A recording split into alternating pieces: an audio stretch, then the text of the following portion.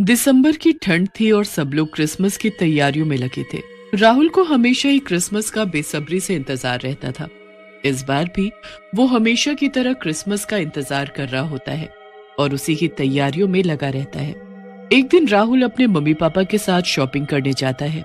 वो लोग वहां से काफी सारा सामान खरीदते हैं। राहुल भी वहां से अपने मन का सारा सामान खरीद लेता है। पर फिर जैसे ही सब लोग सामान लेकर दुकान के बाहर निकलने लगते हैं, तभी राहुल की नजर वहां खड़े एक सेंटा के पुतले पर जाती है। राहुल उसको बड़े ध्यान से देखने लगता है। सेंटा राहुल को देखकर मुस्कुराने लगता है। क्या हुआ राहुल बेटा, चलो जल्दी, यहाँ खड़े क्या देख रहे हो? पापा, मुझे सेंटा का पुतला चाहिए। अरे बेटा, हमने पहले ही इतना सब सामान ले तो लिया है, अब कुछ नहीं लेना, चलो। नहीं पापा, मुझे सेंटा चाहिए ही चाहिए, प्लीज पापा मुझे सेंटा दिला दो ना।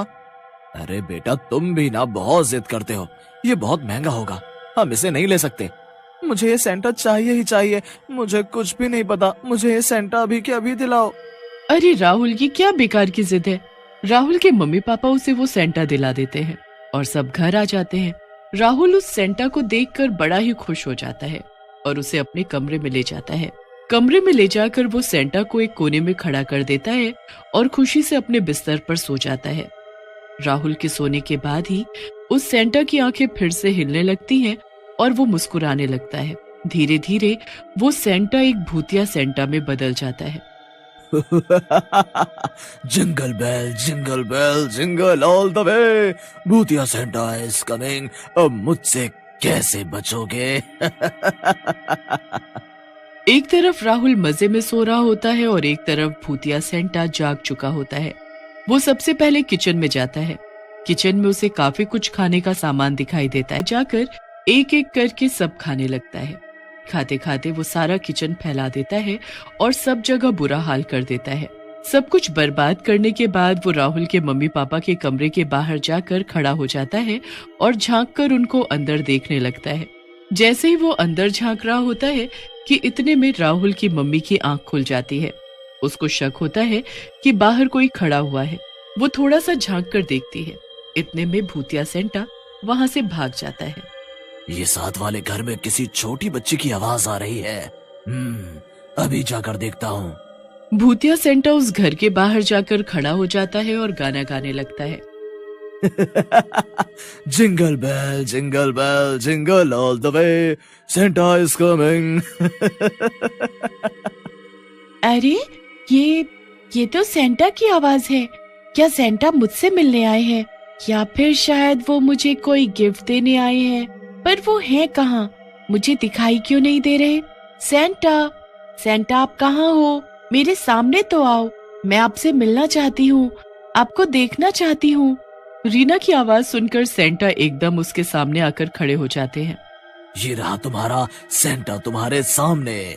मुझे तो यकीन ही नहीं हो रहा कि सेंटा क्लॉज मेरे सामने खड़े हैं। वैसे अभी तो क्रिसमस आया भी नहीं है, तो आप पहले कैसे आ सकते हो? क्योंकि तुम बहुत ही प्यारी बच्ची हो। इतनी प्यारी बच्ची की मेरा मन कर रहा है कि तुम्हें खा जाऊं। हंसते हंसते सेंटा अचानक भूतिया सेंटा में बदल जाता है। रीना भूतिया सेंटा को देखकर जोर जोर से चिल्लाने लगती है। भूत भूत, बचाओ बचाओ, मम्मी मम्मी। भूतिया सेंटा रीना का मुंह बंद कर देता है और रीना चिल्ला ही नहीं पाती। वो बहुत हाथ पैर मारती है और वहां से बचने की कोशिश करती है, पर वो छोटी सी बच्ची बस हाथ पैर ही हिलाती रह जाती है। भूतिया सेंटा हंसता रहता है और रीना को एक गुड़िया में बदलकर अपने झोले में डाल देता है।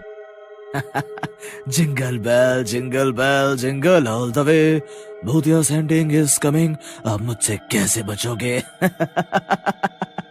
हंसते हंसते सेंटा राहुल के कमरे में आकर चुपचाप उसी कोने में खड़ा हो जाता है। किसी को जरा भी शक नहीं होता कि उनके घर में एक भूत घूम रहा है। सुबह हो जाती है। सबसे पहले राहुल की मम्मी उठती है और नाश्ता बनाने के लिए किचन में जाती है। किचन की हालत देख उनकी चीख ही निकल पड़ती है। हे भगवान, ये क्या हो गया? ये किसने किया? राहुल के पापा जल्दी उठो और यहाँ आकर देखो। आवाज सुनकर राहुल के पापा की आंख खुल जाती है। वो किचन में आकर देखते हैं तो वो भी हैरान रह जाते हैं। अरे बाप रे, ये कैसे हो गया? वही तो मैं भी बोल रही हूँ कि कल रात को सब सही था। एक एक चीज अपनी जगह पर थी और साफ थी, तो ये कैसे हो गया? अरे तुम परेशान मत हो, देखो वो सामने वाली खिड़की खुली हुई है।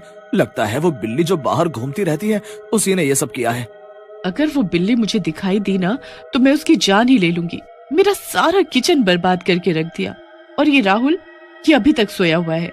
राहुल, राहुल जल्दी उठो और नीचे आओ, स्कूल नहीं जाना क्या?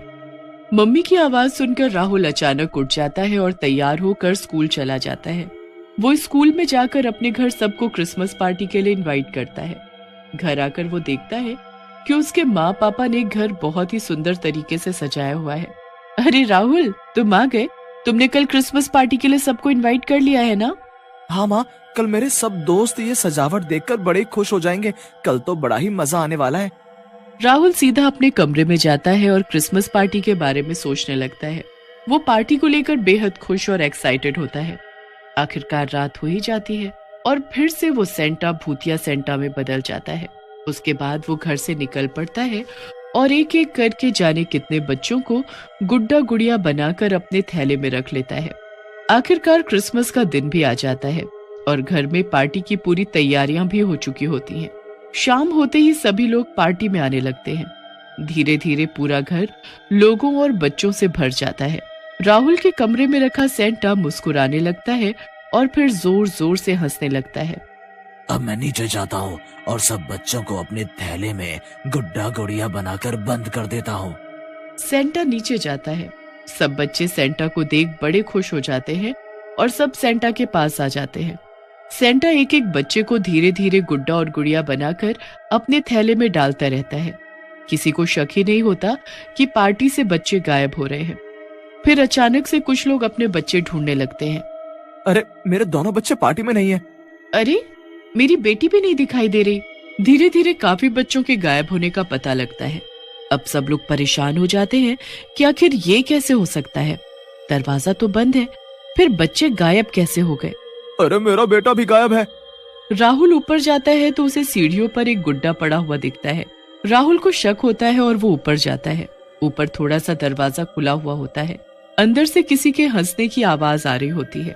राहुल चुपके से अंदर झांक कर देखता है तो अंदर एक भूतिया सेंटा अपना थैला खोलकर बैठा हुआ होता है और उसके पास ढेर सारे गुड्डे गुड़िया होते हैं।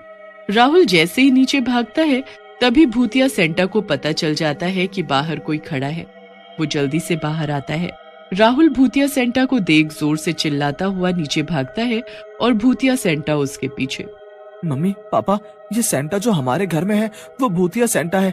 इसी ने सभी बच्चों को गायब किया है और सबको गुड्डे गुड़ियों में बदल दिया है। पर बस तू बच गया। अब मैं तुझे भी गुड्डा बना दूंगा और ये ले जाऊंगा अपनी दुनिया में। सभी लोग भूतिया सेंटा को देख इधर उधर भागने लगते हैं। भूतिया सेंटा आकर राहुल को पकड़ लेता है और उस पर जादू करने लगता है। नहीं नहीं, मुझे छोड़ दो, मुझे गुड्डा मत बनाओ। मैं ही तुम्हें घर लेकर आया था ना, तुम मेरे साथ ऐसा मत करो। तूने मेरा सच सबको बता दिया, अब मैं तुझे नहीं छोड़ूंगा। छोड़ दो मेरे बच्चे को, हमारे बच्चे वापस कर दो हमें। अब मैं सब बच्चों को गुड्डे गुड़िया बनाकर अपनी दुनिया में ले जाऊंगा और अपने क्रिसमस पर लटका कर उसे सजाऊंगा। भूतिया सेंटा राहुल को गुड्डा बनाने ही वाला होता है कि अचानक वहां फादर जॉन आ जाते हैं। वो अपने होली वाटर को निकालते हैं और उस भूतिया सेंटा पर छिड़क देते हैं। नहीं नहीं, ये क्या कर दिया, मैं जल रहा हूँ। ये होली वाटर है और इससे तुम जैसे शैतानों का अंत होना ही है। तुम सेंटा के भेष में बच्चों के साथ इतना बुरा कर रहे हो, तुम्हें तो मरना ही होगा। कुछ ही पल में भूत सेंटा का अंत हो जाता है। उसके बाद फादर सभी गुड्डे गुड़ियों पर होली वाटर डालकर सभी को फिर से बच्चा बना देते हैं। सभी बच्चे खुश हो जाते हैं और क्रिसमस की पार्टी धूमधाम से करते हैं। उसके बाद राहुल के पापा सेंटा बनकर आते हैं। सेंटा को देख पहले तो सब डर जाते हैं। हो, अरे डरो मत, आपका प्यारा अंकल हूँ, तुम सबके लिए गिफ्ट लाया हूँ। सब बच्चे गिफ्ट लेकर बड़े ही खुश हो जाते हैं। उस दिन का दिन उनके लिए यादगार होता है।